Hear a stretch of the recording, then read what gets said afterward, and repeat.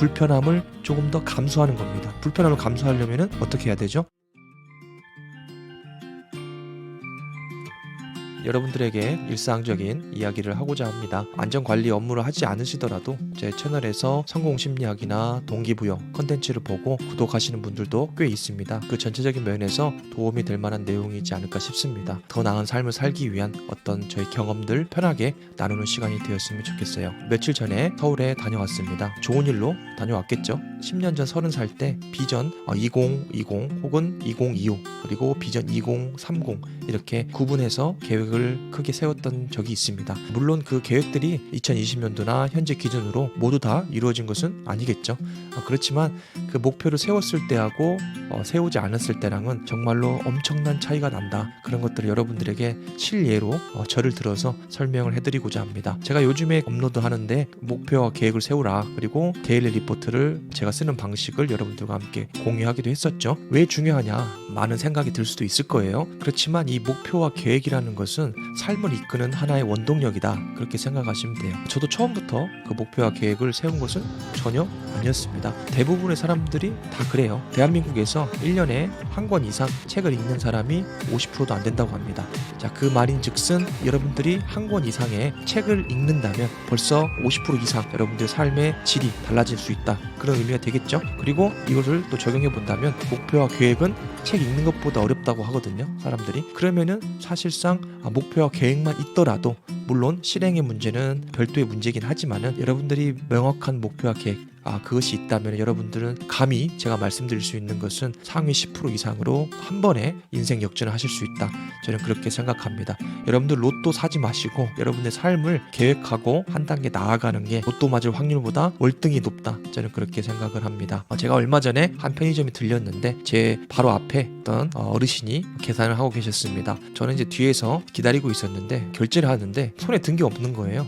물건을 산 게 아닌 거죠. 먹을 거나 생필품을 산 게 아니고 종이를 7장, 8장 정도 되는 것을 점원에게 보여주면서 결제를 하더라고요. 그래서 제가 뒤에서 물끄러미 이렇게 보니까 로또 종이죠. 로또 종이를 결제를 하는데 비싸더라고요. 이게 7만원, 8만원씩 현금으로 결제를 하더라고요. 그래서 제가 뒤에서 보면서 이분의 행색이나 모습을 보면서 죄송한 말씀이지만은 가난하게 보이는데 7만원에서 8만원을 현금으로 아무렇지도 않게 결제를 하더라고요. 그래서 제가 그 모습을 보고 물론 여러분들 로또 샀다는 게 잘못된 게 아닙니다. 그리고 겉으로 사람을 평가하는 것은 좀 조심스러운 일이지만 그래도 제가 이제 처음 뵙는 분이고 그 여러 정황들을 봤을 때 제 생각에는 그렇게 생각이 들었다는 겁니다. 그랬을 때 7, 8만 원이라는 것은 적은 돈이 아니잖아요. 그렇죠? 그리고 로또라는 그런 아주 희박한 그 확률에 자신의 노동의 대가를 서슴없이 지불한다, 이거에 대해서 저는 조금 많이 생각이 들었습니다. 여러분들 로또 열심히 사시는 분도 있겠지만은 그것이 여러분들 삶에 어느 정도 활력이 되고 어느 정도의 소망이 된다면은 사실은 좋습니다. 여러분들의 목표와 계획이 있고 그리고 절제를 할 수 있다면은 그것 또한 좋은 방법이라고 생각합니다. 하지만 그것보다 더 좋은 방법이 있다면은 더 현실적인 방법을 따르는 것도 고려할 수 있겠죠. 그래서 여러분들 로또를 사는 사람들이 부자가 살까요? 가난한 사람들이 살까요? 네, 맞습니다. 가난한 사람들이 대다수 산다고 합니다. 로또라는 것을 통해서 우리가 원하는 것은 당첨되는 거잖아요. 그렇죠? 희망을 걸고 기대를 거는 건데 목표와 계획은 이 로또에 비해서 성공 확률도 매우 높고 그리고 여러분들의 것이기 되기 때문에, 그리고 운이 아니고 이것은 현실로 가능하기 때문에 성공 확률이 비교할 수 없다, 저는 감히 그렇게 말씀을 드립니다. 여러분들 그 목표와 계획을 반드시 세워보시고 손으로 적어보시고 또 더 나아가서는 말로도 해보시고 붙여놓으시고 자주 보십시오. 여러분들 강박적으로 그것을 꼭 달성해야 된다, 그거 없으셔도 돼요. 제가 오늘 그 말씀 드릴 건데 제가 세운 목표 10가지가 예를 들 수 있다면 실제로 2년, 5년 후에 달성한 것을 보면은 2-3개 정도 돼요. 많으면 한 3개 정도, 적으면은 한 한두 개 정도 됩니다. 그렇지만 그 한두 개, 3개 적다고 생각하시나요, 여러분들? 아닙니다. 하나하나가 굉장히 큰 그 포션을 차지하기 때문에 굉장히 삶에 놀라운 변화를 가져올 만하다, 그렇게 보시면 되고, 이 목표와 계획은 큰 골격을 세우고 그 다음에 작은 것들을 세우는 거 여러분들 아시죠? 한번 출력했다고 해서 그리고 세웠다고 해서 끝이 아니고 매일 세울 수도 있고 일주일 단위로 세울 수도 있고 분기별로 세울 수도 있어요. 이게 유연하다는 된다는 거죠. 그렇기 때문에 부담 가질 게 전혀 없어요. 그리고 여러분들 것이 되기 때문에 여러분들 자산이고 여러분들의 자기 개발이고 여러분들의 삶을 한 단계 이끌어주는 그런 시간이다 라는 것을 생각하시면 될 것 같아요. 스마트폰이나 뭐 넷플릭스나 뭐 유튜브나 이런 거 보시지 말고 여러분들 스스로에게 한번 계획을 세워보시고 여러분들의 삶에 대한 것들을 마음속에 품으셨으면 저는 좋겠습니다.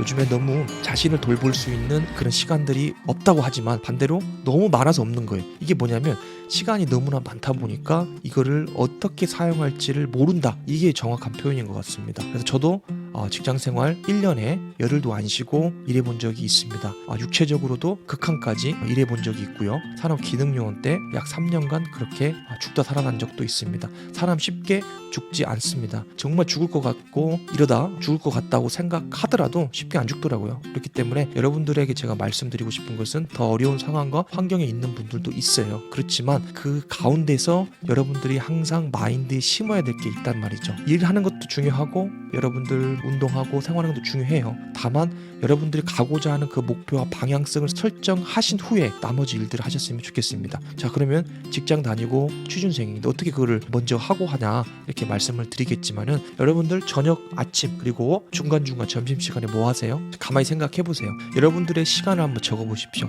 여러분들 시간을 적어 보시고 빈 시간이 의외로 많습니다. 아침에 그리고 중간중간에 그리고 저녁에 무의미하게 제가 스마트폰 자꾸 얘기하지만은 한번 훈련을 한번 해보셨으면 좋겠어요. 우리는 어떤 규율이나 자기에 대한 훈련이 없이 무방비로 우리 자신을 타인에게 타 매체에게 노출시켜서 무의미하게 살아가는 경우가 너무 많습니다. 이 시간만 줄여도 여러분들 제2의 직업 창업할 수 있고 여러분들 더 나은 삶을 충분히 살 수 있습니다. 여러분들 성공하고 더 나은 삶 어려운 게 아니라고 했죠. 불편함을 조금 더 감수하는 겁니다. 불편함을 감수하려면 어떻게 해야 되죠? 지금까지 내가 살아왔던 그 행동 패턴을 조금 이탈해야 됩니다. 똑같은 삶을 살고 있다는 것은 어떤 이야기죠? 도전하고 뭔가 변화된 걸 싫어하는 경향이 좀 있잖아요, 우리는. 그래서 그걸 이탈해 보는 거예요. 의도적으로. 제 의도적인 생각, 의도적인 행동, 그리고 불편한 삶을 추구하라고 늘 말씀드리는 것은 우리는 편안한 것을 좋아해요. 그리고 내가 원하는, 내가 하고 있는 것들을 벗어나는 걸 싫어한단 말이죠. 위기라고 느끼고 두려움이라는 것을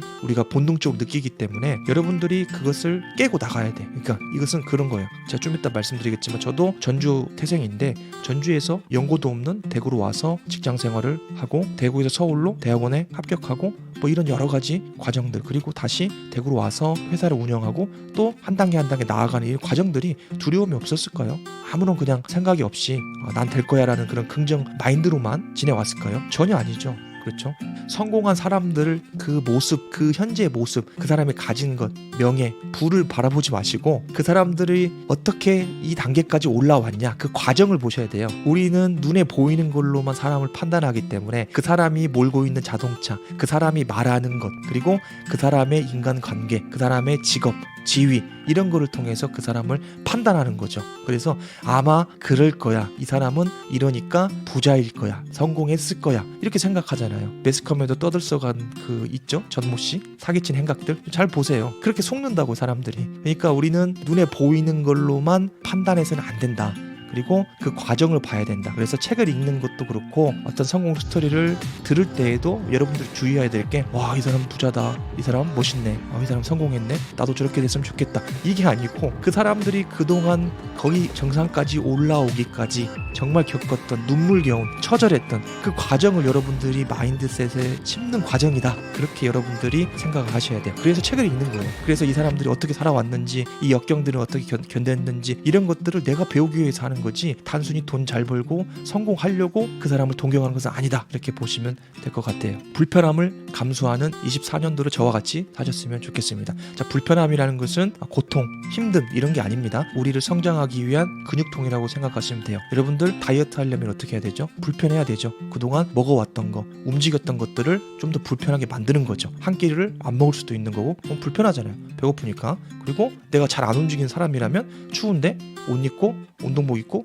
나가야 되는 거잖아요. 불편하잖아요. 그렇죠? 똑같습니다. 그리고 여러분들이 한 단계 레벨업 하시는 분이라면은 영어 단어를 외운다, 자격증 공부를 한다. 그러면 어떻게 해야 되죠? 해야 되잖아요. 책상에 앉아야 되고 읽어봐야 되고 들어야 되고 이 불편한 과정들을 겪어야 되는 거죠. 그리고 전문가가 되려면은 그 이상의 어떤 레벨업을 하셔야 되는 것처럼 익숙함을 벗어나 불편함으로 나가야 된다. 그게 바로 중요한 포인트가 되겠습니다. 그래서 제가 서울에 다녀오면서 KTX를 타고 서울에 가서 고시넷이라고, 여러분 나중에 제가 공지를 띄우겠지만은 산업안전기사, 산업안전산업기사 강사로 제가 채용이 돼서 5년간 전속 계약을 맺었습니다. 그래서 제가 올해 12월까지 해당 강의 자료를 고시넷과 협의해서 촬영하고 넘겨드리면은 그쪽에서 마케팅이나 홍보나 유지 관리를 해주는 걸로 계약을 맺었습니다. 제가 이 과정들을 생각해보면서 7년 전에 대학원 면접 보러 가 창밖에 풍경하고 강사로 계약하면서 올라갔던 그런 내용들이 매치가 되면서 제 스스로에게 여러 가지 생각이 들었습니다.